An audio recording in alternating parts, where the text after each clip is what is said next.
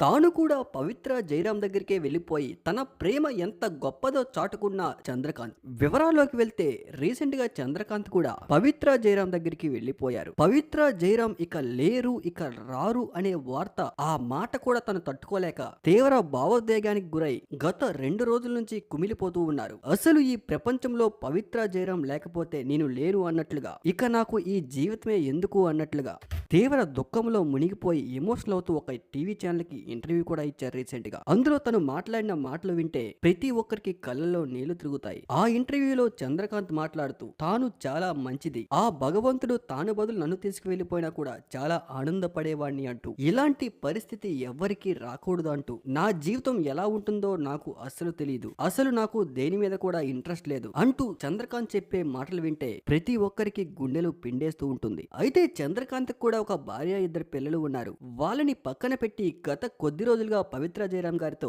చంద్రకాంత్ గారు ఉంటూ ఆమెకు ఏ ఇబ్బంది లేకుండా కంటికి రెప్పలా చూసుకుంటున్నారు చంద్రకాంత్. ఇద్దరు ఒకే కారులో ప్రయాణిస్తూ తన కళ్ళెదురుగానే పవిత్ర జయరాం తిరిగి రాని లోకాలకు వెళ్లిపోవడం చూసిన చంద్రకాంత్ తాను ఇక తట్టుకోలేకపోయి తాను కూడా పవిత్ర జయరాం దగ్గరికి వెళ్లిపోయారు. అసలు వీళ్ళ కథ వింటే ప్రేమ ఎంత గొప్పదా, అసలు ఈ రోజుల్లో కూడా ఇలాంటి ప్రేమ ఉంటుందా, భర్త లేదా భార్య చనిపోయిన వెంటనే రెండో రోజే ఇంకో వ్యక్తిని చూసుకున్న ఈ రోజుల్లో అసలు ఈ రోజుల్లో కూడా ఇలాంటి ప్రేమ ఉంటుందని అందరూ ఆశ్చర్యపడేలా చేశారు చంద్రకాంత్.